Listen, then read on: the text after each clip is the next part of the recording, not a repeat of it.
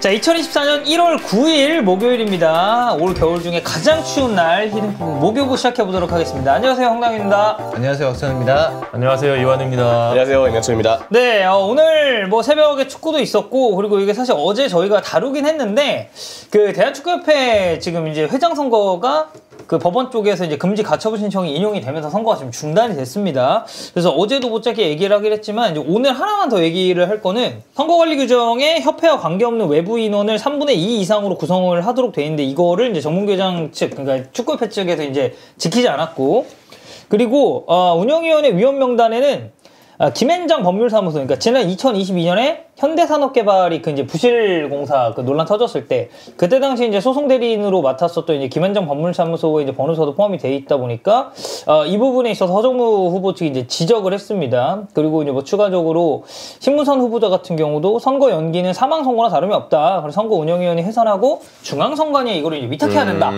라는 그런 이야기를 좀 했습니다. 공개된 명단 안에서 외부 인원이 있는데 그 변호사들이, 그러니까 축구와 관련 없는 외부 인사는 맞는데 그 사람들이 주로 건설과 관련된, 건설과 부동산과 관련된 업무를 많이 맡아서 했었고, 그게 지금 현대산업개발 자체가 이 본체 자체, 이 회사 자체가 본체가 건설업을 주로 하는 이제 업체다 보니까 연관이 있는 것이 아니냐라는 의혹이 되게 세게 좀 제기될 수밖에 없는 그런 상황이고, 그래서 지금 선거를 재개를 하려면 이제 운영위가 아마 재구성이 돼야 될 것 같은데, 그 재구성은 그러면 또 재구성은 그럼 누가 또 운영위를 또 결정을 하고 누구한테 권한을 줄 것인가, 아마 이런 문제가 있을 것 같아서, 저는 이거는 근데 진짜 신문선 후보 말이 일리가 있는 것 같아요. 그냥 선거관리위원회, 그 중앙선거관리위원회 맡기자, 이게 일리가 있는 것 같아요. 완우는 좀 어떻게 봅니까?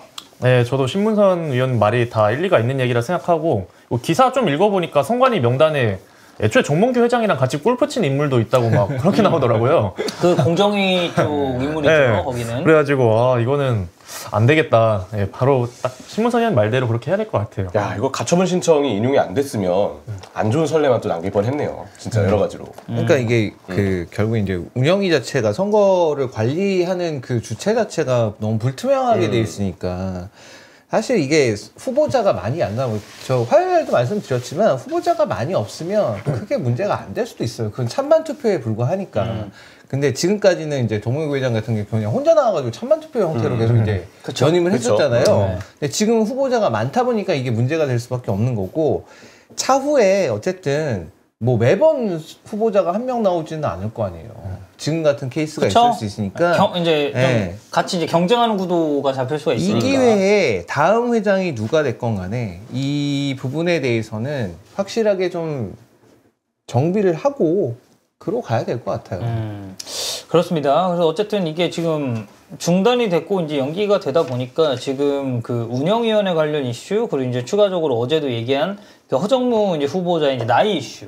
이제 하필 또 이제 그 호적상에 그 1월 13일이 이제 그 출생일이라 이제 13일이 지나서 이제 치러지게 되면 만 70세를 이제 넘기 때문에 그 규정에는 그렇게 나와 있잖아요. 선거 당일날 만 70세 이제 아래여야 되는데, 이제 그거를 이제 넘어서게 되는 그것 때문에 이거를 이제 좀 어떤 기준을 잡고 이제 후보자로 계속 이제 등록을 할지, 아니면 여기서 그 후보 자격이 이제 박탈이 될지, 뭐 허정무 후보자 같은 경우는 이거는 뭐 내가 못 나가더라도 바로 잡자는 그런 의미에서 이제 얘기를 한 거다라고 이제 했기 때문에, 이 부분에 있어서 선거 운영위가 이제 어떻게 구성이 될지, 그리고 이제 선거일은 좀 어떤 식으로 잡힐지, 그리고 허정무 후보자가 계속해서 이제 이 회장 후보로 출마를 하면서 경합을 이제 할 수 있을지, 이 부분을 좀 살펴봐야 될 것 같습니다. 이거는 근데 그 얘기도 있을 수, 이거는 해석은 갈릴 수가 있는데, 선거 당일, 당초 원래 선거 당일이었으면 이제 선거를 했었어야 되죠, 이미. 했었어야 되는데, 그날 기준으로는 어쨌든 70세가 이전이기 때문에, 이거는 어떤 상당한 중대한 이유에 있어서 이제 선기가 연기된 거기 때문에, 이거는 인정을 해줘야 된다라고 말할 수도 있어요. 맞아요. 그렇기 때문에, 뭐, 이거는 나중에 이제, 저는 이번 선거까지는 그래도 하는 게 맞지 않나. 그리고 차후에 애초에 규정 자체가 뭐 70세는 못한다. 아니, 그럴 거면은 저기 뭐야, 원래 삼선도 하면 안 되는 건데 그럼 하지 말았어야지 그것도. 네, 그렇잖아요. 맞아요. 네. 네. 그러니까 이렇게 지적하면 정말 뭐 한도 끝도 없이 네. 또 이제 나오는 그런 부분들이 있기 때문에 추후에 이제 어떻게 구성을 될지 한번 지켜보시면 좋을 것 같습니다. 자, 그리고 이제 여기에 약간 뭐 이제 캐리그 관련된 얘기 하나만 좀 더 덧붙이자면 지금 울산 지금 좌석 얘기가 좀 많더라고요, 보니까. 네. 이제 빨간색으로 이제 좌석을 해서 약간 그 그라데이션 느낌을 이제 좀 내겠다라는 이야기를 했는데 이게 사실 이제 울산이라는 팀의 컬러를 보면 이제 노랑, 파랑 이제 이 두 컬러를 우리가 이제 대표적으로 볼 수가 있는데 갑자기 이제 뜬금없이 이제 빨강색 의자에서 이제 뭐 그라데이션을 이제 보여주겠다. 사실 이제 빨강색에서 이제 그라데이션이 나오려면 뭐 한 수원 정도는 돼야 청백적이니까. 네, 그죠? 청백적이니까 네. 뭐 이제 그쪽이야 뭐 이제 납득이 이제 되는 부분이긴 한데 이게 울산이랑 너무 이제 동떨어진 그런 의자색을 지금 문수구장에 이제 설치를 좀 하려고 하니 이거에 대해서 지금 울산 팬들 불만이 굉장히 많더라고요. 아무래도 시에서 해명을 한 내용이 더 어이가 없는데 일단 파란색만 문수 경기장에 좌석이 파란색으로만 색칠해져 있으면 약간 삭막한 느낌을 준다. 이게 시의 해명이었어요. 반박. 그리고 또 하나는 문수 경기장에서 우리나라 대표팀 경기를 유치할 수도 있는데 파란색은 일본 한일전을 예시로 들더라고요. 그 시의 반박문을 보니까 한일전을 예시로 들어서 일본은 파랑이고 우리나라는 빨강인데 그럼 우리 대표팀 경기를 유치했을 때 빨강 좌석이 있어야 되지 않냐.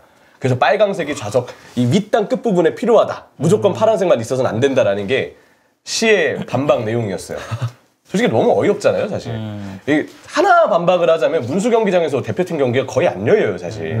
제가 막 찾아보진 않았는데 가끔 하긴 해요. 가끔. 정말 가끔. 근데 그게 정말 손에 꼽을 정도로 제가 알기로는 적은 걸로 알고 있거든요. 어쨌든 서울 월드컵 경기장이나 그래도 이제 수도권 쪽 비중이 이제 높은 편이니까. 아무래도 공항이랑 가까우니까 이제 그럴 네. 수밖에 없는 부분이 있고 그런 게 있습니다.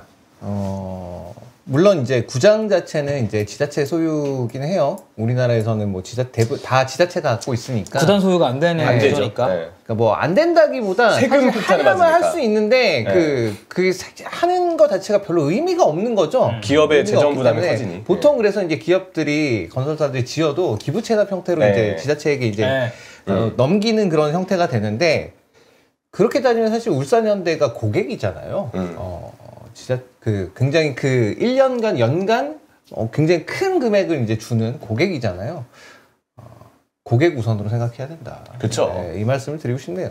그리고 뭐 이미 울산의 평균 관중도 항상 10,000명을 넘기는 굉장한 이제 인기 구단이 되어 있고 시민들의 이 응원도 상당히 지금 날이 갈수록 더해지고 있는데 그들이 원하는 색상은 결국 파랑이잖아요. 시민이 원하는 선택을 해야 되지 않을까 시에서는 그런 생각을 좀 합니다. 노란색은 괜찮나요? 그럼? 노란색은 저는 원래 괜찮은 것 파랑 같아요. 노랑이니까. 파랑 네. 노랑. 네. 물론 개인적으로는 그냥 아예 단색이 좋아서 팬분들도 거의 다 단색을 좋아하는 것 같더라고요. 그래서 파란색의 느낌을 쭉 주는 게 낫긴 한데 굳이 그래도 차선을 찾자면 노랑이죠. 팀 컬러에 부합하는. 결국 문수 경기장을 가장 많이 쓰는 고객은 울산 HD니까. 네, 그 생각을 좀 하고 싶습니다. 이게 단적인 예시로 하면은 이제 유럽 축구로 예를 들면은 첼시나 에버튼 같은 팀을 갑자기 빨간색으로 하는 그런 거랑 똑같은 거잖아요. 이제 그라데이션. 잉글랜드 이제 어웨이 유니폼 빨강 아닙니까? 이러면서 이제 갑자기 그 에버튼 신경기장 좌석색을 빨간색에서 네. 파란색 그라데이션을 맞아, 한 다음에 지금 하고 있는데. 아니 리버풀도 여기서 멋있어야 되는데 경기할 수 있는 거 아니에요? 그거지. 말도 안 되는 일이죠, 진짜. 네. 맨유가 이제 파란색 하는 거지. 네. 그렇죠. 갑자기 아니 맨시티도 있는데 우리 맨체스터 원 아닙니까? 원팀 아닙니까? 이러면서 막. 예. 그러니까 맨유 세컨드 유니폼 중에 파란색도 있었다고 막 이러면서. 아, 그죠, 맨날 그죠. 보다폰 이럴 때 있었잖아요. 맞아. AIG 때도 마찬가지고. 있었고. 네. 그리고 참 이 울산시의 개인적으로 좀 아쉬운 점은 예전에 한동안 그 문수 경기장 3층만 유스 호스텔 짓는다고. 아 그거 추진했다가 결국 안 되지 않았나요? 네, 맞아요. 근데 그때도 팬들이 막 반대 서명하고 그랬었는데 시에서 문수 경기장을 가만 냅두질 않아요, 계속. 근데 뭔가 끌고 오는 이슈마다 다 이해가 안 되는 그런 이슈들이긴 하죠, 사실. 사실 이제 전주 같은 경우도 예전에 이제 좌석색이 지금은 이제 다 리뉴얼 해가지고 초록색으로 이제 바꿨는데 옛날에 이제 그 약간 진짜 탁한 그 핑크색이랑 이거보다 훨씬 좀 밝은 청록색으로 좌석이 돼 있었거든요. 진짜 꼴보기 싫었거든요. 그거. 사실 애매하죠. 초록색은 뭐 그래도. 아 근데 그 느낌이 계열이긴 아니었어요. 하잖아, 계열. 예. 이게 옛날 전주성은 약간 물 빠진 색상이었어요, 의자들이. 맞아, 진짜 물반 네. 색상이었고. 근데 이제 뭐 전주성은 이제 아예 그 초록색으로 싹 그 교체가 되면서 되게 보기 좋습니다. 진짜 경기장 딱 예쁘더라고. 가면은 이제 어쨌든 전북의 그 컬러가 이제 초록이다 보니까 거기 맞춰서 이제 또 그런 효과가 있어요. 특히 이제 애석 같은 경우는 스탠딩 그 앞에 이제 잡고 응원하시는 분들이 많다 보니까 조금 안 들어와도 관중이 색상이 이제 초록색이라서 되게 그래도 좀 많이 들어오는 듯한 그런 효과도 분명히 있거든요. 그리고 지금 전북은 유니폼이 이제 또 찐초록으로 이제 바뀌다 보니까 그런 부분에 효과도 있는 것 같은데 이제 갑자기 뜬금없이 이제 빨강 이런 게 들어오면 좀 난감하긴 하죠. 그냥 그 빨강 논란 되니까 그냥 회색해 회색이 제일 좋아. 회색하면 되지. 아니 정말로 그 뭐 색깔을 다르게 주고 싶어 그럼 회색하면 됩니다. 회색하면 그냥 무난해요 그냥. 그 보니까 저 이번에 산티아고 베르나베우 갔을 때도 거기도 그냥 다 그냥 블랙 계열 느낌으로 이게 좌석 다 깔더라고요 보니까. 근데 레알은 사실 그렇게 따지면 흰색이잖아요. 여기는 완전 컬러가. 흰색이고 근데 레알은 또 검정색 유니폼도 많이 입었었고 맞아요. 그래서 네. 저승사자라고 불렸으니까 그때. 뭐 그 부분은 뭐 어쨌든 이거는 울산 쪽에서 이제 잘 좀 얘기를 하고 좀 풀어서 파란색이나 아니면 뭐 진짜 뭐 차선으로 얘기했었던 그런 뭐 노란색 느낌으로 이제 가져가는 게 좀 좋지 않을까라는 생각입니다. 자, 그리고 오늘 새벽에 이제 카라바오컵이 있었습니다. 리버풀과 토트넘과 리버풀의 경기였는데 와, 토트넘이 리버풀 상대로 1대0 잡아내면서 4강행 정신으로 켜게 됐죠. 지금 만약에 흐름대로면 이거는 카라바오컵 결승이 이제 뉴캐슬 대 토트넘. 와. 요렇게 이제 구성이 될 가능성도 생기게 됐습니다. 다 오랜만에 우승을 노리는 팀들이죠. 뉴캐슬이 마지막으로 이렇게 트로피를 올린 게 언젠가요? 근데 기억이 안 나네, 뉴캐슬은. 뉴캐슬 찾아봐야 될 것 같아요. 토트넘은 이제 그때 후안데 라모스 때 2008년. 그 리그컵이 이제 마지막이고 2008년이 마지막이었고 네. 뉴캐슬 유나이티드는 언제죠? 그래서 가장 최근에 우승한 게 이게 일단 챔피언십 우승은 제외할게요. 네. 챔피언십 제외. 그리고 마지막 우승 자체는 사실 2006년에 UEFA 인터토토컵. 근데 이것도 제외해야 될 것 또 같아요. 제외해야 돼. 네. 토토도 뭐 크게 그거를 우승이다 뭐 하기가 약간 애매한 그런 거라서. 그러면은 1954년인데요. 54년에 FA컵, 55년이다. 55년에 FA컵 아니면 69년에 인터시티 페어스컵인데 이거는 사실 지금은 생존하지 않는 대회니까. 네, 인터시티 네. 페어스컵도 이거는 이 컵은 우승팀이 여러 팀 나오는 그 대회예요. 네. 시어를 했을 때 FA컵이나 이런 것도 하나도 못했구나. 신기하다. 네. 리그 우승 경쟁을 아마 맨유랑 했을 거야. 근데 맨유가 우승했을 거야. 네, 맞아요. 케빈 키건 감독일 때. 그때도 막 높은 위치까지는 많이 올라왔던 것 같아요. 그때 퍼거슨이랑 되게 설전한 것도 좀 맞아, 유명했던 것 같아요. 둘이 싸웠잖아, 그거 가지고. 버거슨이 긁어가지고 케빈 키건이 긁혔던. 그래서 거기서 이제 약간 그 심리적 휘말리고 막 그랬었던 그게 있는데 그 어제 형철 중계했잖아요. 네. 킨스키 어. 대박 아닙니까? 솔직히 인상적인 데뷔전이었습니다. 왜냐면 퍼스트 골키퍼인 비카리오도 선방은 참 잘하지만 이게 시간이 지나면서 발밑의 단점이 너무 크게 부각이 됐거든요. 엠폴리에서 이 선수가 킥을 찰 때는 그냥 멀리 차면서 역습을 이끄는 게 세리아에서는 꽤 통하는 모습이 있었어요. 근데 포스테코글루 감독의 팀 특성상 아무래도 볼을 잡아둔 상황에서 좀 더 만드는 상황들이 필요하니까 보다 더 많은 발밑 패스 능력이 필요해졌는데 여기서 비카리오 골키퍼가 영 좀 잘 맞는 느낌은 아니었거든요. 포스터는 더 말할 것도 없죠. 맨유전 두 번의 실수만 봐도 최악이니까. 걔는 뭐 사실 뭐 선방도 그냥 그렇고 발밑도 불안하고 불안하고.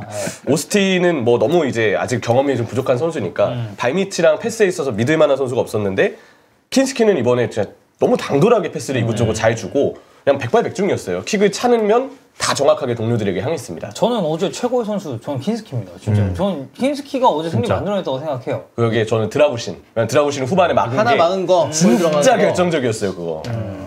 킨스키 킨스키 그 골키퍼 발밑 좋잖아요. 골키퍼 발밑 좋은 게 이제 중계 화면으로 볼 때도 체감이 되지만 진짜 체감을 가장 크게 느끼는 건 같이 뛰는 필드 플레이어 선수 입장에서 체감이 되게 크게 나요. 왜냐하면은 선수들은 이제 다음 볼을 받았을 때 여기서 저 압박을 견뎌내고 나한테 연결해 주면 내 뒤에 다음 상황 저기 공간 열려 있고 이렇게 해서 패스를 줘야겠다 하면 생각을 하고 있는데 보통 골키퍼들이나 수비수들이 압박에 둘러싸여 있을 때 그냥 걷어내는 형태가 좀 많거든요. 네, 발밑 좋은 골키퍼가 그거를 한 칸 딱 뛰어서 넘어서 연결해 주면 너무 편하네요. 진짜 그 이 골과 너무 그 차이가 체감이 크게 나거든요. 연결만 되면 이제 내가 생각했던 그대로 돌아서서 내가 생각했던 그 공간 땅 찔러줘도 바로 찬스가 오기 때문에 이렇게 발밑 좋은 골키퍼의 역할은 진짜 중요한 것 같고 또 이런 게 약간 이런 연쇄작용도 있어요. 예를 들어 리버풀이 막 전방 압박 계속 했잖아요. 해서 압박을 성공하면은 거기서는 이제 성공인데 실패하고 얘가 패스가 성공하면은 올라들이 다시 다 백업해야 돼요. 체력 소모도 많고 전체적으로 이제 다음 어떤 찬스가 나왔을 때 그 전에 이런 상황 때문에 빠진 체력 때문에 약간 골 결정력의 집중력도 떨어질 수 있고 그럴 수 있거든요. 이런 연쇄작용까지도 이 킨스키의 발밑이나 활약이 좀 작용을 하지 않았나. 저는 그 완우가 얘기했었던 그 부분이 엄청 중요하다고 생각하는 건 그러니까 결국 그 압박 라인을 그냥 강제로 건너 뛰어버릴 수가 있거든요. 그렇죠. 그러니까 이거를 빌드업을 해가지고 뭐 중앙 공략하고 측면 나갔다가 다시 이렇게 풀어내는 게 아니라 어떤 의미에서는 딸깍이에요. 그냥 킥 툭 차가지고 1, 2선 압박 하나 다 무효화시키면서 전방에 5명 바보 만들고 올라가면서 수적우위 잡고 역습 가고 요런 효과가 있고 추가적으로 이제 토트넘 수비진도 어제 이제 형철이 얘기했던 드라구신 잘했고 저는 스펜스도 어제 엄청 잘했다고 보거든요. 아치그레이도 잘했고. 네. 그래서 토트넘 수비진이 전체적으로 어제 잘할 수 있었던 건 저는 킨스키가 주는 안정감이 되게 좀 크게 한몫을 하지 않았나. 이게 킥 좋은 선수들 특히나 이제 킨스키 선수도 이제 그런 느낌인데 킥 좋은 선수들이 이제 롱킥 찰 때 보면은 공이 이렇게 안 가고 쭉 맞아요. 이렇게 네. 맞아요. 그 킥 좋은 선수들 특유의 그게 있어요. 근데 맞아. 이걸 지금까지 토트넘에서 못 봤단 말이야. 롱킥 참 다 이거야. 붕 가서 그러면 이제 상대 수비 여기 떨어지겠구나 다 방해하고 잡고 막 미리 공격수 다 잡고 그쵸, 있고. 그쵸. 근데 이거는 쭉 뻗어 뚝 떨어지니까 거기서 이제 바로 뭐야 막 상대 수비도 뭐야 이 공 약간 이렇게 됐고 받는 애들도 토트넘 선수도 놀랐을 거예요. 이렇게 온다고? 손흥민 선수 보니까 약간 몇 번 놀란 것 같아. 왜 나한테 바로 오지? 약간 이런 느낌이었어. 경험해보지 못한 기회 퀄리티가. 네, 저희 토트넘 팬 우리 요95님 전성기 노이어와 킨스키의 취향 차이 죄송합니다. 이제 그건 아닙니다. 네, 그건 아니고요. 네. 근데 이제 저는 그리고 저는 좀 더 대단하다고 느낀 거는 자, 첫 경기죠. 네. 카라바오컵 4강 상대 리버풀. 와, 이 압박감을 받는 그 어쨌든 포지션에서 그러니까 딱 보니까 보이더라고. 내 스스로가 킥에 자신이 있다라는 게 보여요. 이 선수가 공을 잡고 딱 플레이를 하는 걸 보면은 그냥 간단하게 패스 넘겨주는 것도 뭐 찬용이 얘기했었던 그 한 번에 진짜 그 낮고 빠르게 쫙 깔려가지고 가는 킥도 있었고 예를 들어 살라 같은 선수가 딱 전방 압박하면서 이제 올라왔을 때 그 살라 살짝 톡 넘겨가지고 바로 뒤쪽 수비수한테 연결하는 그 있죠. 야, 그런 거 보면서 뭐 아무리 그러니까 발밑 자신이 있어도 이런 그 압박을 받는 상황에서 저 정도를 데뷔전에서 보여줄 수 있다고? 그것도 빅리그에서 뛴 적이 없고 그냥 어쨌든 이 선수가 이제 그 프라하에서 왔잖아요. 그러니까 중소리그에서 온 선수가 빅리그의 빅클럽과의 맞대결에서 저 정도 여유를 보여줄 수 있다? 야, 근데 선방도 잘하네? 이러다 보니까 어제는 진짜 킨스키밖에 좀 안 보인 경기였던 것 같아요, 보고 있으면. 이대로면 비카리오가 부상 복귀를 해도 무조건 주전 보장을 하기는 좀 힘들지 않을까. 결국 패스랑 발밑이 물론 그때도 포스테코글루가 감독인지는 모르겠지만 저주를 하는데 아직까지는 위기니까. 네. 근데 어쨌든 그 키퍼의 빌드업을 지금 토트넘의 전술에서는 꽤 많이 중요시 여기고 그 영향력이 이번 경기 때 정말 잘 나타났다고 생각을 하거든요. 주전 경쟁에 있어서도 킨스키의 저는 좀 긍정적인 구도가 좀 예상이 되는 희망이 생기는 그런 부분이 있었던 것 같아요. 물론 이제 한 경기밖에 안 했기 때문에 네. 이후에도 이렇게 뭐 선방을 계속 해낼 수 있을 것인지. 그러니까 발밑만 좋고 선방이 안 좋으면 그건 또 고민이 될 수밖에 없기 때문에 그쵸. 예, 그 고민이 될 수밖에 없는 그런 상황이라 근데 이날 경기에서는 선방도 상당히 좀 빠르게 거의 들어갈 뻔한 거 하나 맞은 것도 있었고 그러니까 그런 걸 생각해 보면 당연히 이제 뭔가 이러다가 비카리오에서 이제 넘어가는 거 아닌가? 보통 이제 골키퍼가 바뀌는 경우가 그런 거잖아요. 부상당했을 때 자주 바뀌잖아. 맞아요. 아니 뭐 기량이 갑자기 확 확 떨어져가지고 떨어지거나. 바꾼다든지. 그런 경우가 바뀌는데 지금은 이제 약간 그런 느낌을 주고 있으니까 기대를 해볼만 하지만 최소한 이제 몇 경기는 더 봐야 될 것 같고 다른 뭐 포스터보다는 훨씬 낫죠. 훨씬 낫다. 맞아요. 그래서 당분간 그래도 어쨌든 토트넘에게 있어서 중요한 거는 어쨌든 수비를 할 시간을 최대한 적게 가지는 게 중요한 것 같은데 그런 의미에서는 이 킨스키 골키퍼가 되게 중요한 역할을 해줄 수 있을 것 같다. 킨스키 아버지도 골키퍼 출신이라 저 몰랐어요. 그런 게 있어. 그리고 체우가 보니까 추천을 했더만요 이미. 잘하는 선수다 하면서 또 같은 이제 체코 뭐 이제 국적이기도 하고. 자, 킨스키 어제 너무 잘했고. 제드 스펜 살라 어제 아무것도 못했어요. 잘 묶었어요 스펜스가. 계속 쫓아다니면서 수비를 잘했고 스펜스의 장점은 또 이 속도 여전이 있다고 생각을 하는데 필요할 때 달라붙어주고 속도를 통해서 속도 싸움에서도 안 밀리고 그때그때 영리하게 대처가 된 점. 팀적으로 저는 경기 준비를 되게 잘해왔다고 생각을 했어요. 압박을 할 때도 흐라벤베르 쪽에 항상 클루셉스키가 한 명은 달라붙어서 리버풀의 중앙 돌파를 최소화시키는 것. 그리고 측면에 살라나 뭐 아니면 브래들리, 뭐 치미카스 아니면 뭐 교체 투입된 루이스 디아스 아마 학포 이쪽으로 볼을 보내도 선수들이 백포랑 미드필더들이 다 중앙으로 최대한 좁혀서 그냥 리버풀을 측면에 고립시키려는 노력을 굉장히 많이 했거든요. 그 과정에서 후방 선수들의 대인 수비도 워낙에 좋았고 1대1로 접근을 계속해서 잘해줬기 때문에 맨체스터 유나이티드에 이어서 또 한번 리버풀의 공격진을 잘 방어했던 그런 토트넘이 아니었나 생각을 했습니다.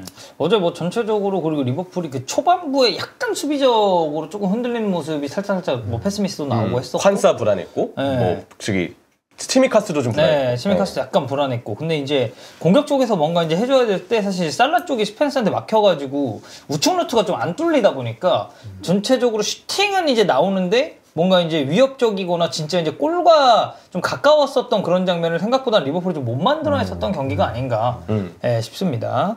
자, 제드 스펜서 너무 잘했고 그리고 저는 어제 토트넘 경기 쭉 보면서 그 좀 무지성 닭돌 느낌이 있었잖아요. 토트넘 보면. 원래는. 그냥 진짜 뒤 생각 안 하고. 네. 원래는. 근데 어제는 저는 어느 정도 이게 좀 조율이 됐다고 봤거든요. 그게 일단 키퍼가 좀 큰 것 같아요. 키퍼가 어쨌든 간에 전방에 한 번에 보낼 수가 있으니까 그 좀 불안감이 덜한 거지 일단은 어쨌건 간에. 네, 그래서 그 부분이 전체적으로 이제 긍정적인 효과를 앞선까지 계속 효과가 올라가서 이제 전달이 되다 보니까 그래서 전체적으로 수비진들도 여유가 생겼던 것 같아요. 그게 없었으면 아마 여유가 없었을 거야. 또 계속 특히나 이제 리버풀 같은 경우에는 공격진이 워낙 강한 편이고 뭐 이날 경기에서 소보슬라이 선수 안 나왔지만 그런 거 생각해보면은 이제 아마 수비수들이 조금 더 허둥댈 가능성이 높았는데 그런 부분들을 상당 부분 좀 상쇄시켜주지 않았나. 그래서 뭐 저는 이게 정말 이 포 감독이 의도한 것인가 좀 지켜봐야 된다.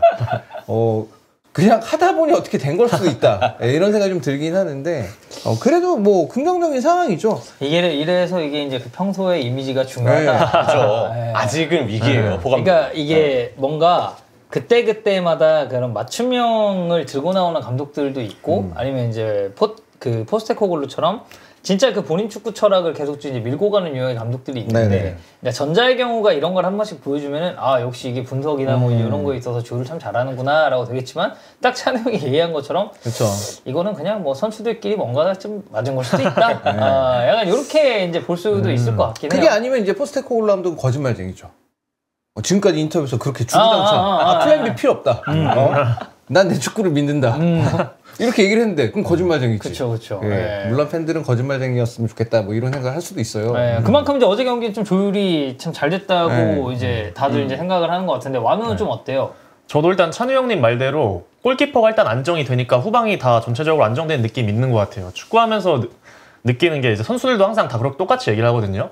골키퍼부터 그리고 수비수부터 이 아래가 안정돼야 모든 경기가 잘 풀린다고 이건 거의 격언처럼 나오는 얘기예요. 토트넘도 어제 그 부분에서 좀 잘 됐던 부분이 있었던 것 같고 그리고 저는 옛날부터 느끼는데 포스테코글루 감독이 부임했을 때부터 토트넘의 공격진은 애초에 약간 역습에 조금 더 최적화되어 있는 그런 유형의 공격진들이에요. 앞에서 막 가둬놓고 세밀하게 연계 플레이를 브레넌 존슨이 그런 걸 어떻게 합니까? 네, 그래가지고 너무 콕 집어서 못하는 거 아닙니까? 그 중에서도 브레넌 존슨이 약간 여기에 유독 좀 맞는 그런 것 같아서 네. 어쨌든 역습에 최적화되어 있는 선수들인데 딱 오늘 그게 잘 맞았던 것 같아요. 솔랑키가 또 어쨌든 내려와서 연계도 해줄 수 있고 직접 달릴 수도 있고 잘하더라고요. 그런 걸 해줄 수 잘해. 있으니까 괜찮아. 앞에서 연결고리 역할하는 솔랑키 있고 이제 옆에 달릴 수 있는 선수들이 있으니까 이런 식으로 앞으로도 때로는 맞춤 전술을 활용해도 좀 괜찮지 않을까 좀 좋게 봤습니다. 저는. 어제 이제 솔랑케가 또 친정팀한테 이제 한 방 먹인 거 아닙니까? 그 세리머니 네. 하더라고요. 근데 저도 사실 친정팀인 거 깜빡하고 있었어서 크게 문제 삼지 않았어요. 세리머니 하고. 자, 신누영 대 솔랑케. 솔랑키죠. 아, 그래요? 왜냐면 본머스 때 너무 잘했으니까. 그 선수가 보여준 영향력이 전 좀 더 좋은 것 같고 사실 지난 시즌 본머스에서 솔랑키는 꽤 많은 골을 넣었는데 누네스는 아직 프리미어리그에서 그만큼의 골은 못 넣었거든요. 근데 포르투갈에 있을 땐 잘했잖아요. 그건 이제 벤피카에서의 일이니까. 아니, 솔랑케도 본모스에서의 일이잖아요. 하지만 프리미어리그잖아요. 프리미어리그다. 리그가 다르지 않으니까. 근데 누네스는 어제 그래도 저는 뭐 나쁘진 않았던 것 같아요. 교체 투입돼서 열심히 뛰는 모습을 보면 선수는 열심히만 뛰면 전 막 그렇게 너무 뭐라 하고 싶진 않아요. 누네스는 원래 뭐 열심히는 뛰는 선수니까. 어제 그래도 영향력은 초반에 나와서 뭐 괜찮았다. 물론 마무리하기에는 역부족이었지만. 여러 가지 의미에서 카바니 같은 느낌이 많이 드는 선수. 카바니. 다만 카바니. 이제 카바니 선수는 그 슛도 많이 하다 보니까 골도 많이 넣었거든요. 그게 이제 안 된다. 그 정도로 슛 선택을 잘못하진 않는다. 카바니는. 그리고 그 어제 사실 이제 손흥민 선수는 냉정히 봤을 때 좀 아쉬웠어요. 네, 전반전도 그랬고 그리고 이제 특히나 그 태클 한번 당하고 나서 잠깐 누워 있다가 일어나서 네. 뭔가 에너지 레벨이 좀 훅 꺼진 듯한 그런 모습이 좀 보이면서 절뚝이더라고요. 네, 교체아웃 될 때도. 그래서 경기력적으로도 조금 어제는 원래 우리가 이제 항상 기대했었던 그런 손흥민 모습은 좀 안 나오지 않았나. 그렇죠. 아쉬웠죠. 연계 위주의 역할이었죠 아무래도 거의. 그리고 어제 이제 양민혁 선수가 또 이제 벤치 포함이 됐습니다. 네. 그래서 저는 이게 만약 경기가 진짜 잘 풀리고 이제 막판에 이제 잠깐이라도 뭐 이제 나올 수 있는 그런 상황도 충분히 만들어질 가능성이 없는 건 아니니까. 그리고 그리고 1대0이 좀 아슬아슬하긴 했어. 그렇죠. 네. 주말 FA컵이 테머스전인데 그때 나오지 않을까 싶어요. 네, 저는 그때 교체로라도 오브리그죠. 오브리그의 하위권으로 알고 있어요. 그럼 잠깐만 리그 2인가? 거기는 리그 2가 아니고 내셔널? 그 내셔널 리그라고 봐야 돼요. 아. 리그 2가 4부 리그거든. 그러면은 이거는 뭐 그 경기에서는 좀 뭐 그런 선수들 많이 나오겠네요. 뭐 마이키 무어라든지 이제 어린 선수들 위주로 좀 나올 가능성도 좀 있다 보니까 양민혁 선수 뭐 데뷔전은 우리가 또 이제 다음에 한번 네. FA컵 때 지켜보는 걸로 하면 좋을 것 같습니다. 자, 이렇게 카라바오컵까지 저희가 얘기해봤고요. 오늘 본 토픽 들어가 보도록 하겠습니다. 저희가 이제 이강인 선수 이야기를 쭉 하고 있는데, 원래 이제 아스날 얘기를 좀 많이 했죠. 그리고 저희가 네. 따로 이제 종유 형이랑 저랑 이제 형철이랑 셋이서 이강인 관련돼서 이제 영상 토크도 한번 했었는데, 지금 뭐 디에슬레틱 쪽에서도 보도가 나왔고, 추가적으로 그 이강인 선수가 마요르카에서 이제 파리 생제르맹으로 이적했을 때, 그 렐레보 이제 마테오 모리토 기자가 이제 굉장히 이제 높은 그 공신력을 또 보여주면서 이적설에 있어서 다양한 이야기를 또 이제 되게 신빙성 있게 전달을 해줬었는데, 지금 이제 그 마테오 모리토 쪽에서도 얘기가 또 나왔습니다. 일단 디에슬레틱 보도대로 이강인 그리고 아스날은 이강인한테 이제 좀 큰 관심이 있다. 근데 공식적인 비드나 협상은 아직 없고, 추가적으로 뉴캐슬, 여기에 이제 맨체스터 유나이티드도 이강인 선수의 상황을 예의주시 중이라고 합니다. 지금 이강인 선수가 2028년까지 파리 생제르맹이랑 계약이 돼 있고, 지금 팀 내에서 입지가 이제 괜찮기 때문에 사실 이제 이적에 대한 가능성은 굉장히 적겠지만, 오늘 우리가 이제 한번 간단하게 이야기를 해보고 싶은 건, 지금 나온 세 팀, 아스날, 맨유, 뉴캐슬, 이렇게 세 팀 비교했을 때 어느 쪽으로 가는 게 이제 제일 괜찮을지 저희가 이제 하나씩 한번 좀 살펴보면 좋을 것 같거든요. 자, 그래서 일단 첫 번째, 뭐 저희가 종현 형이랑은 얘기를 했었지만 이제 아스날 먼저 한번 보겠습니다. 저희가 이제 포메이션은 이거는 이제 바로 이제 직전 경기를 좀 들고 네. 왔어요. 뉴캐슬 전에 이제 이렇게 나왔었는데, 저는 뭐 지금 현실적으로 봤을 때는 거의 이제 주전 멤버들이 다 나온 라인업이다 생각을 하고, 지금 아스날이 이제 문제로 좀 지적되고 있는 게 우측 윙에 이제 사카가 장기 부상으로 빠져 있고, 웨데고르가 부상으로 빠졌을 때 문제를 꽤 많이 겪었었기 때문에 또 다른 팀의 핵심인 이제 사카가 빠졌을 때는 이제 좀 어떨까. 근데 이제 공교롭게도 사카 빠지고 나서 그 뉴캐슬전 지긴 했는데 그 이전까지는 다 잘했으니까 그랬거든요. 근데 이제 와니에리 같은 경우가 이제 우측 윙이나 이제 미들라인에 걸쳐서 사용이 될 수 있지만 뭔가 완벽하게 빈자리를 메울 수 있을지는 좀 미지수고, 그리고 추가적으로 봤을 때 이 왼쪽 윙어도 아스날은 되게 지금 고민이 많잖아요. 네. 마르티넬리가 나와도 그렇고 트로사르가 나왔을 때도 그렇고 항상 이제 문제를 겪고 있는 포지션인데, 이강인 선수는 이제 그 자책 기용에 대해서도 항상 이제 열려 있고 나왔을 때는 잘하다 보니까 여러 가지 가능성이 좀 제시가 되고 있는데, 이강인 선수의 이 아스날 예를 들어 이제 합류를 하게 된다면 이 우측 윙어 포지션에 대해서는 어느 정도 이제 해결되는 부분이 꽤 많을 거라고 보나요? 일단 이강인 선수가 만약에 아스날 오면은 최적합 자리는 당연히 사카가 있는 오른쪽 윙 아니면 웨데고르가 있는 그 자리인데, 당장 부상일 땐 이강인 선수가 바로 나올 수 있어요. 근데 이 선수들이 건강하고 전체적인 몸 상태면 사실 그 자리에서 주전으로 나오진 못할 것 같거든요. 제가 볼 때는. 사카 웨데고르를 밀어내기가 네. 쉽지 않다. 결국에는 왼쪽 윙이나 왼쪽 메잘라 역할로 좀 결국에는 그 선수들이 같이 있을 때는 나오지 않을까 이렇게 생각이 드는데, 어쨌든 왼쪽 메잘라나 윙 자리는 마요르카나 PSV 때도 계속해서 종종 나왔던 위치였고 지금 그쪽에 나오는 선수들이 다 좀 미덥잖아요. 네, 뭐 사실 여기 요새는 그러니까 라이스를 또 네. 이렇게 기용을 하는데, 뭐 메리노도 그 이제 이 자리에 한번 섰었고, 하베르츠가 나올 때도 있었고, 그리고 이제 위쪽은 아까 얘기했었던 뭐 마르티넬리나 트로사르가 나왔을 때도 사실 뭐 100% 만족을 했다고 하기 힘드니까. 특히 저는 왼쪽 메잘라로 나왔을 때가 오히려 더 좋을 것 같아요. 왼쪽 윙보다. 왼쪽 메잘라 역할 라이스랑 메리노가 번갈아 가면서 하고 있는데, 하프 스페이스로 들어간 다음에 내주는 크로스 퀄리티가 생각보다 많이 떨어지거든요. 특히 메리노는 정발 왼발잡이인데도 그 퀄리티가 기대했던 것보다 안 나와가지고, 이강인 또 크로스나 이런 게 괜찮잖아요. 키패스 막 찔러줄 수도 있고. 그래가지고 저는 오히려 왼쪽 윙보다는 왼쪽 메잘라에서 경쟁력이 좀 있지 않을까 이렇게 좀 보고 있습니다. 찬호 형은 좀 어떻게 보시나요? 저도 이제 그 만우 의원이랑 비슷하게 보는 게 가면 아스널이라는 팀에 가면은 팀의 가면 화제성이나 뭐 이런 거에 거의 최고 수준이죠. 더군다나 이제 토트넘이랑 북런던 더비라도 해봐. 난리 나지. 근데 냉정하게 봤을 때는 사카 외대고로 대신에 주전으로 자리 잡을 수 있을까? 그거는 현실적으로는 좀 어려워 보이기도 하고 있다면 이제 왼쪽 면에서는 요즘 계속 아스날이 어려움을 겪고 있으니까 왼쪽으로 기용하는데 근데 왼쪽에 또 기용하기엔 좀 약간 아쉽단 말이지 뭔가 그렇게 되면 약간 왜냐면 최적을 우측으로 보는 게 이제 좀 많으니까. 근데 왼발잡이니까 요즘에는 이제 역발이 거의 다 뭐 완전히 정착이 되어 있는 그런 상황이었으니까 정발로 이제 왼쪽에 서게 되면은 뭔가 좀 아쉬운 부분이 있는데 그럼 여기서 이제 다른 쪽으로 뭔가 미드필드진에서 조금 더 개편이 일어나면 그러면 자리가 생길 수 있을지도 모르겠어요. 네.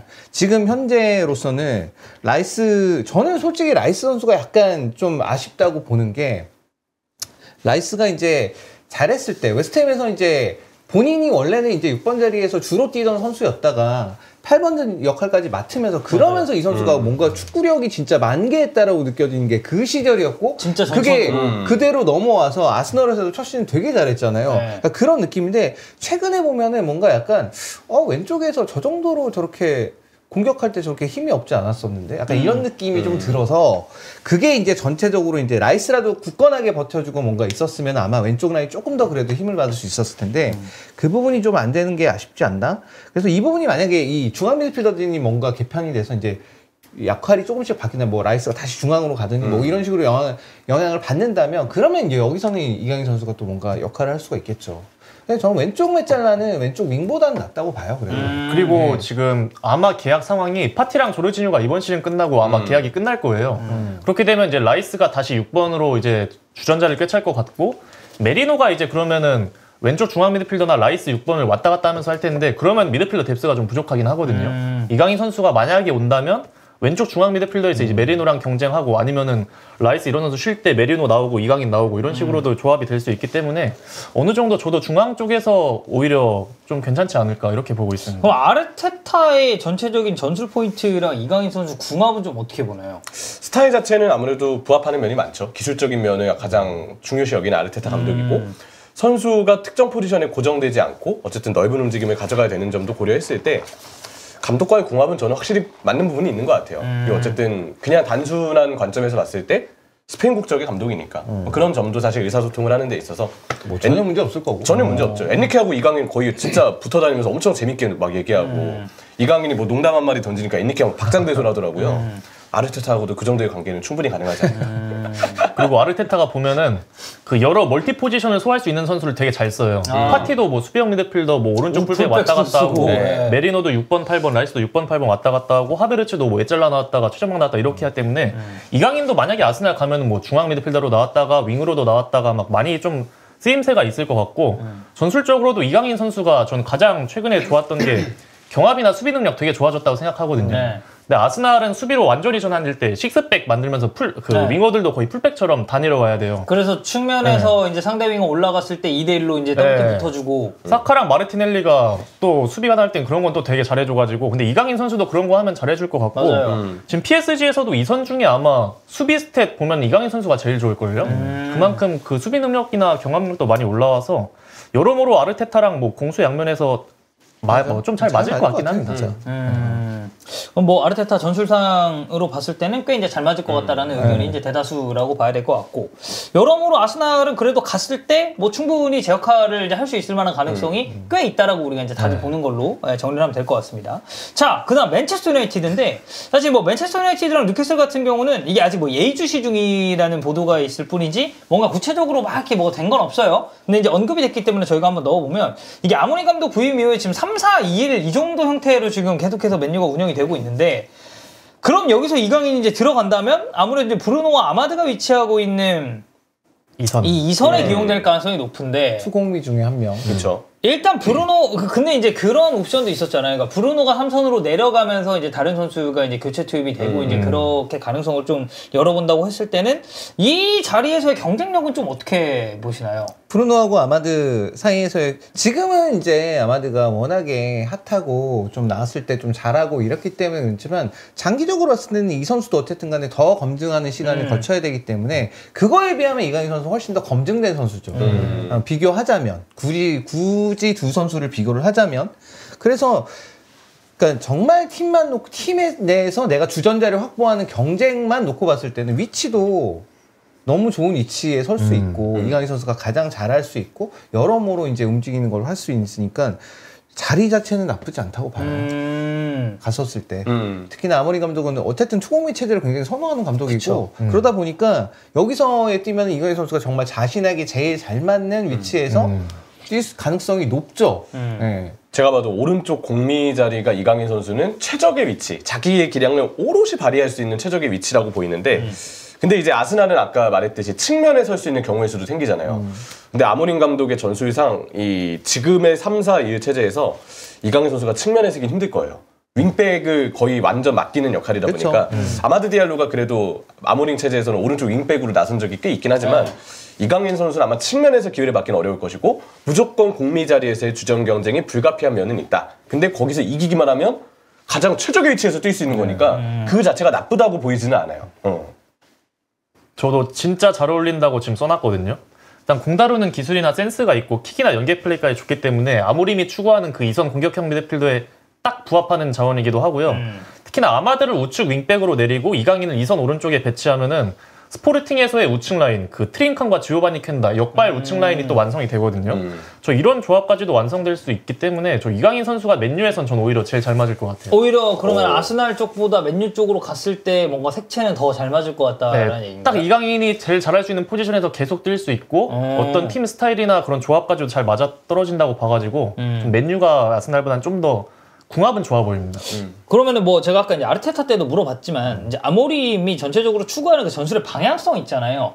요거랑도 좀 잘 맞을 거라고 보시나요? 그렇죠. 일단 그 중앙 쪽에 좁혀 들어와서 연계 플레이나 뭐 측면 전환 이런 플레이를 다 해줄 수 있고 윙백들이 이제 넓게 돌아뛰면 여기든 다 뿌려줄 수 있는 게 또 이강인이기 때문에 요새는 뭐 또 안쪽 들어와서 그냥 직접 마무리까지도 가능해서 저는 확실히 이강인 선수 맨유엔 되게 잘 어울릴 것 같아요. 이 자리가 스포르팅 때는 원래 곤사베스 선수가 좀 뛰었던 자리로 기억을 하거든요. 물론 곤사베스는 사실 뭐 왼쪽 오른쪽 가리지 않고 기용도 될 수 그리고 있겠지만 사실 좀 아래 기용된 아래도 경기도 있었고 제가 봤던 경기들은 이제 그 오른쪽 공미 자리에 뛰었을 때가 좀 기억이 나요. 그때 경기들은 봤었으니까. 그때 곤사베스가 박스 침투와 득점력이 되게 좋았거든요. 근데 이 공미 자리는 아마 아모린 감독 체제에서는 순간적인 박스 타격, 순간적인 침투, 득점 이런 부분의 역할까지도 많이 맡길 거라 생각을 하는데 파리에서 보여준 이강인 선수의 지금 이 득점력과 박스로 침투해내는 능력들을 보면 공격 포인트를 생산하는 데 있어서 굉장히 유리한 위치일 것 같다는 생각이 들어요. 팀에서도 필요로 할 프로필이라고도 다시 볼 수 있겠죠. 결국 전반적으로 우측 라인이 다 살아날 수도 있을 것 같아요. 아마드를 뭐 윙백으로 기용해도 마즈라이 자체도 뭐 윙백으로 나쁘지 않은 선수 그리고 더리우트까지 해가지고 이쪽 우측 라인 전체를 한번 살릴 수 있는 이강인 선수가 들어가게 된다면 우측 라인 전체가 좀 많이 살아날 수 있지 않을까? 뭐 달러주셔도 되는 거고 그러니까 그런 거에 대한 기대감이 있죠. 일단 이강인 선수가 갔었을 때 이 팀의 이 시너지나 아니면 뭐 좋아지는 것들을 생각을 해보면. 네. 그래서 뭐 맨유랑도 지금 뭐 궁합적으로는 굉장히 이제 잘 맞다라고 보는 시선들이 꽤 있고 이 아모림에 대한 저는 기대감도 꽤 작용을 한다고 봐요. 어쨌든 지금 맨유가 뭐 비교적 좋지 못한 시간을 보내고 있는 건 맞지만 새 체제 아래서 이제 출발했을 때 아무래도 이제 1월 이적은 이강인 선수 입장이 좀 어려우니까. 그냥 이적이 사실 좀 어려워 보여요. 계약기간 너무 많이 남았어. 파리가 잡을 되게 비싸게 줘야 돼. 그러면 이강인 정도 선수면. 그리고 이제 여름 됐을 때도 파리가 사실 그냥 안 팔면 그만이거든요. 그렇죠. 그러니까 원하는 이적료를 이제 지급을 안 했을 때 28년까지 계약인데 사실 파리 입장에서 급할 게 뭐가 있어. 우리는 이강인 필요해 하고 그냥 잡으면 그만이죠. 사실 파리 입장에서. 그래서 이제 그런 부분을 제외하고 그냥 만약에 간다면 맨유랑도 상당히 좀 궁합이 좋을 것 같고. 자 이제 그다음 뉴캐슬인데 요즘 뉴캐슬 굉장히 좋습니다. 네, 많이 올라왔고 카라바오컵도 지금 결승 진출 가능성이 꽤 유력한데 과거에 이제 이강인 선수와도 뉴캐슬이 이제 링크가 좀 있었어요. 한번 이적설이 좀 있었고 지금 뉴캐슬을 보면은 어쨌든 이제 우측 라인을 우리가 조금 주목을 해보자면은 제이콥 머피 최근에 잘하거든요. 꽤 잘하죠. 12월에 7경기 3골 4개의 도움인데 제가 이제 어저께 또 제 그 편집자가 이제 전화 연결을 이제 또 하지 않았습니까? 뉴캐슬 팬 편집자. 그래서 이제 물어봤더니 소금 안 된다. 이 폼을 언제까지 유지할지 장담할 수 없다. 제이콥 머피는 그런 선수였다. 고든이랑 이삭이랑은 느낌이 많이 다르죠. 네. 머피는 저점을 보시면 뉴캐슬 팬분들이 많을 거예요. 저점일 때는 한없이 내려가거든요, 진짜. 그래서 네. 왜요? 아니 그냥 웃겨서요.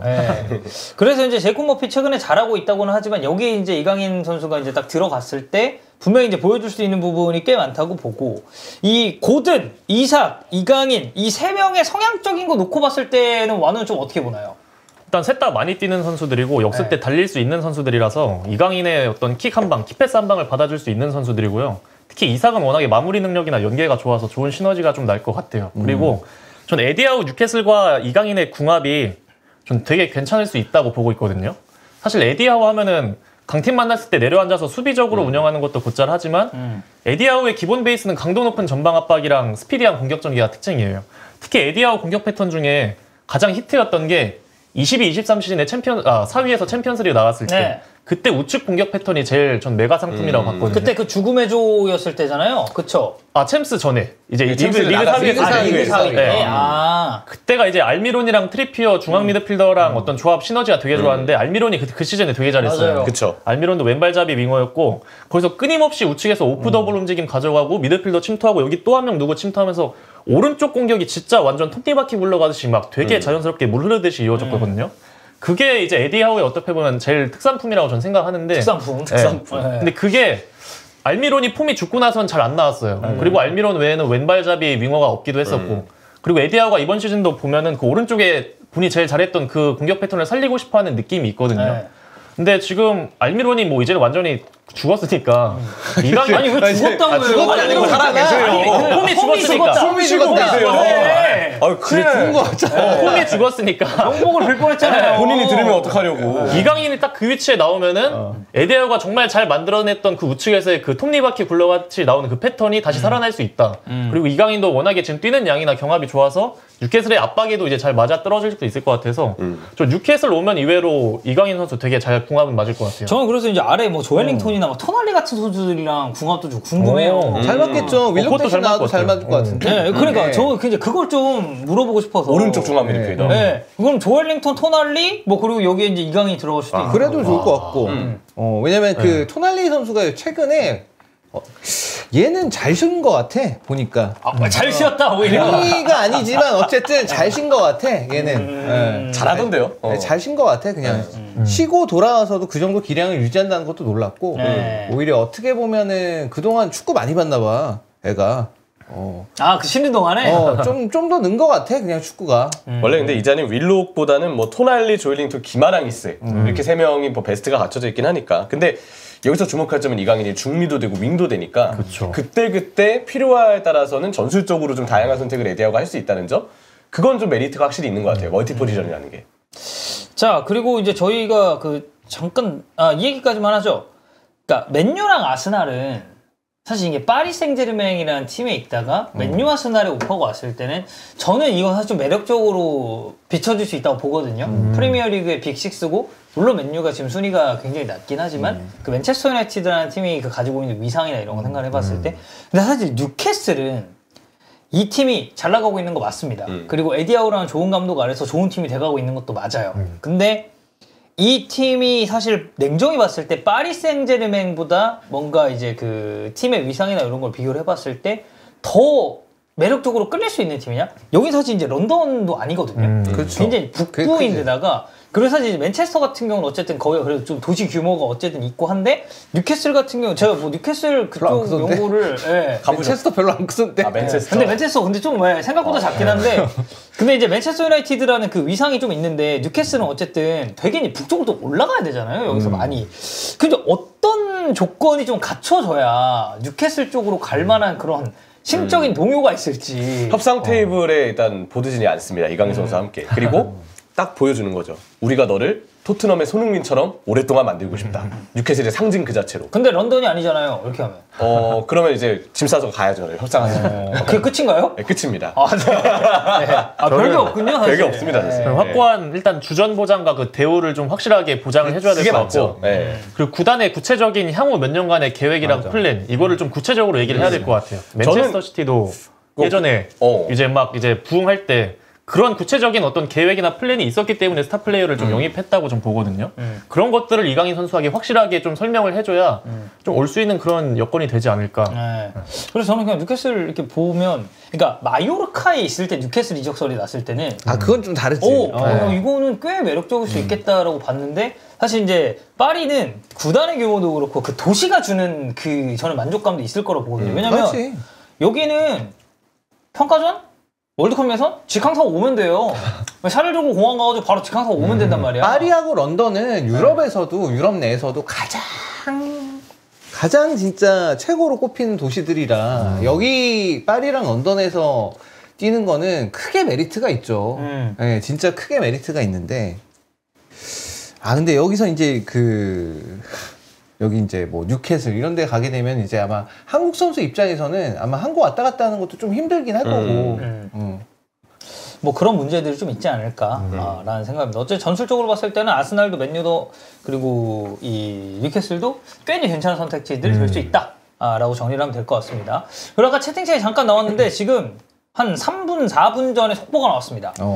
자, 제55대 대한축구협회 회장 선거는 오는 1월 23일에 실시를 하기로 했다고 합니다. 그리고 선거인 명부 작성을 위한 선거인단 재추첨을 1월 12일 날 실시를 하고요. 다음 날부터 3일간 선거인들이 선거인 명부를 열람을 해서 본인의 개인정보를 확인하고 수정하는 기간을 거쳐서 1월 16일에 선거인 명부가 확정이 됩니다. 그리고 이 명부는 후보자들한테 당연히 제공이 되고요. 선거운동 기간은 선거인 명부가 확정된 16일부터 선거일 전날인 22일까지 그게 이제 유지가 된다고 하고, 제일 이제 또 우리 아까 얘기했었던 거. 운영이, 허정무 후보의 자격은 유지가 될 것인가. 자, 대한축구협회 정관 제23조 제2항 회장 선거 후보자 등록에 따르면 회장 후보는 선거 당일 기준 만 70세 미만인 자가 이제 가능하다라고 이제 얘기가 나와 있었기 때문에 이 부분에서 이제 뭐 상실할 수 있다. 이런 주장이 제기가 됐었는데 결과적으로는 허정무 후보가 선거 후보 자격을 유지를 한다고 합니다. 그래서 협회가 이번 선거 일정의 변경이 선거 업무의 공정성 그리고 투명성을 보강해서 진행하라는 법원의 결정에 따른 것이기 때문에 이미 등록된 후보자들의 선거 후보 자격은 새롭게 정한 이 선거일까지 유지됨을 이제 확인한다라고 했기 때문에 허정무 후보는 자격을 그대로 유지를 하고 이 새로운 선거일은 23일로 확정이 됐습니다. 지금 이 상황에서 그건 못하죠. 지금 여기서 허정무 후보는 안 돼요. 이건 난리 나지 또. 네. 박정무 형님 얘기가 갑자기 왜 나옵니까? 제가 사실 그때 이제 허정무 후보자 만났을 때 제가 이제 그 박정무 형님 얘기를 한번 했거든요. 그때는 이제 그룹장이었거든요. 그래서 아니 근데 그분은 살이 왜 이렇게 빠지셨대? 몰라요. 진짜 엄청 샤프해지셨는데 제가 그때 그랬거든요. 여기 넥슨 그 그룹장님도 이제 박정무 그룹장님이라고 했더니 이름이 정무예요? 이제 이러면서 그때 막 조언도 해주시고 그랬거든요. 부사장 된 거 알고 있습니다. 자, 그래서 어쨌든 허정무 후보자의 자격은 유지가 된다고 하고요. 오늘 이제 마지막으로 이제 간단하게만 다뤄볼 게 레시포드 AC 밀란행 지금 얘기가 있습니다. 지금 이제 이것도 디에슬레틱에서 얘기가 나온 거고요. 레시포드 측이 이제 겨울 이적 시장에서 AC 밀란의 레시포드를 임대 보내는 것에 대해서 이제 회담을 가졌고 협상은 아직 초기 단계. 구체적으로 많은 이야기가 오간 것 같지는 않습니다. 이제 최근 AC 밀란이 이제 파울로 폰세카 감독이 나갔죠. 그리고 이제 콘세이상 감독이 부임을 했는데 밀라노 더비에서 이제 3대2로 승리를 하면서 어느 정도 이제 반전의 신호탄을 쏘아 올리느냐 얘기가 나오고 있는 와중인데 지금 AC 밀란 전체적으로 상황 봤을 땐 좀 정돈이 될 만한 그런 분위기가 좀 보인다고 봐야 되나요? 뭐가요? AC 밀란의 상황이요. 잘 모르겠어요. 왜요? 인터 밀란 진 라면이라서요? 일단 어쨌든 폰세카 감독 나가서 폰세카 감독 오면서 사실 경기를 2개밖에 안 했어요. 유베전 그다음에 인테르전 2개밖에 안 해서 뭐라고 얘기하기는 어렵습니다. 근데 그건 있는 것 같아요. 부임하고 나서부터 얘기가 엄청 많이 나왔던 게 다 기강 잡는다. 그다음에 라커는 굉장히 세게 하겠다. 뭐 이런 얘기들 많이 나왔고 그거가 효과가 있었는지 어쨌든 제가 스페르코파 결승 보면서 테오하고 레앙이랑 저렇게 안 뛰었는데 이번 시즌 내내 그렇게 안 뛰었는데 왜 이 경기만 이렇게 미친 듯이 뛰지? 심지어 항명도 했는데 왜 이 경기를 이렇게 미친 듯이 뛰지? 약간 이런 생각을 하면서 이게 먹히는구나 그 생각이 들긴 했어요. 이게 먹히네 이게. 그러니까 어쨌든 밀란의 현재 멤버 구성이 지금처럼 그렇게 순위가 낮을 만한 구구성까지는 아니거든요. 그건 아닌데 근데 그런 상황에서 지금 그러면 선수들이 뭐가 됐건 간에 선수단 관리의 문제이건 멘탈적인 문제이건 간에 그런 것들만 잡아주면 반등할 수 있는 그런 뭐 상황이었으니까 그게 일단 되어 가는 것 같아요. 일단 리그로 돌아와 봐야지 또 알겠지만 네. 되어 가는 것 같으니까 뭐 콘세이사 감독 뭐 화이팅 하시고요. 자기 형은 정신 좀 차리고. 그 사실 이제 세리에로 이제 프리미어리그 산들이 지금 가가지고 좀 활약을 하는 케이스들이 꽤 있잖아요. 뭐 밀란에도 사실 플리식, 치크, 플리식, 루크먼도 치크는 아니죠. 아탈란타에 치크는 아니고. 아니다. 치크는 아니고요. 그냥 있는 거 정도, 맞아요. 있는 거 정도로만 맞고. 얘기하겠습니다. 플리식은 뭐 거의 이제 그 캡틴 아메리카가 이제 돼버렸고, 그리고 완우가 얘기했었던 아탈란타의 아데몰라 루크만, 그리고 이제 과거 이제 뭐 애슐리 형이나 상황. 영은 그냥 비니치. 사실 콘테가 불러서 그냥 사실 루카쿠도 그래요.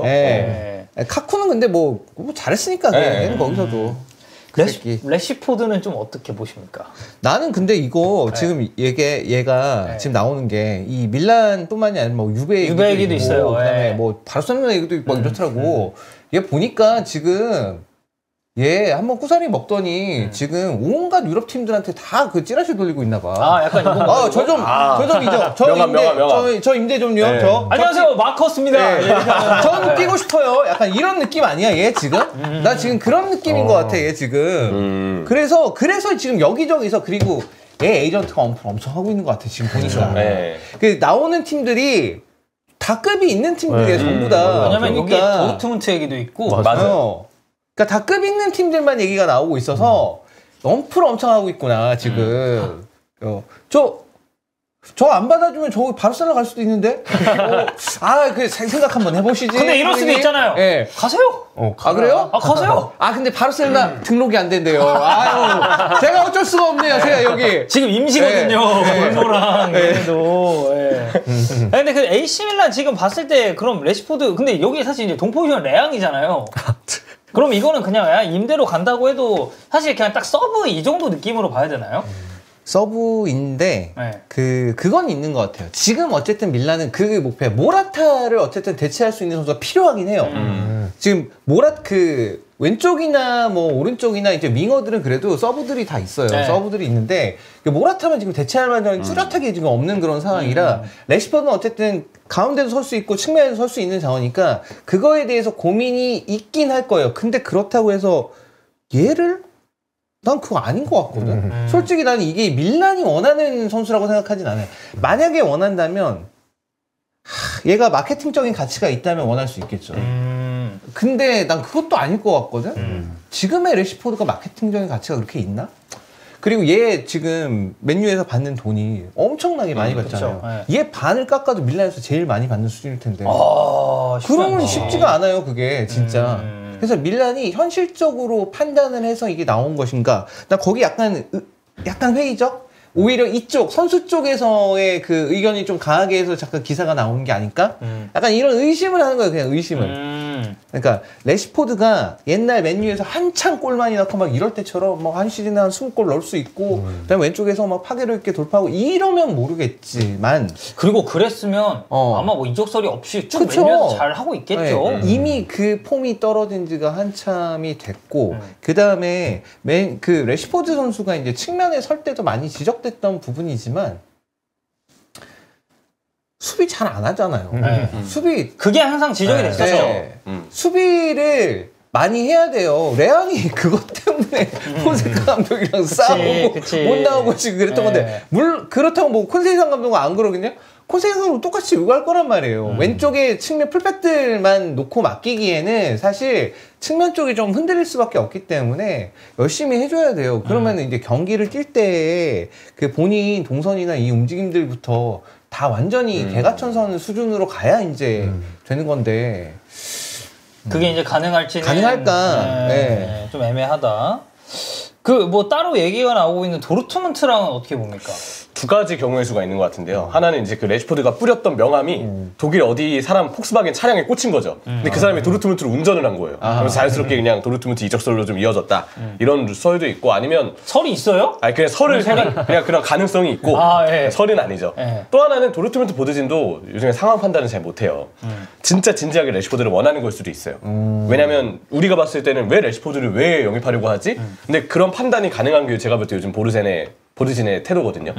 좀 걱정되는 건 있는데 근데 제가 봤을 때는 도르트문트 스쿼드에도 뛸 자리가 마땅하진 않은 것 같아요. 왼쪽에 기텐스를 과연 이길 수 있을지. 기텐스 요즘에 너무 잘하거든요. 그리고 아데미도 부상이 이제 많은 게 문제지 나올 때 폼이 올 시즌 괜찮았어요. 뭐 그리고 항상 챔피언스리그와 같은 큰 경기에서 또 수비 가담 많이 해줘서 아데미가 가져다주는 옵션도 있고 이것만 봐도 이미 레시포드하고는 차이가 큰 거죠. 바이어가 전반기 때 내내 아쉽긴 했는데 제 개인적으로 바이어는 후반기는 좀 보여지가 있다. 오른쪽 좀 하프 스페이스에서 박스 쪽으로 침투해주는 그 동선만 잡아주면 좀 왠지 바이어는 좀 후반기 때 더 잘할 것 같다는 느낌이 좀 들긴 하거든요.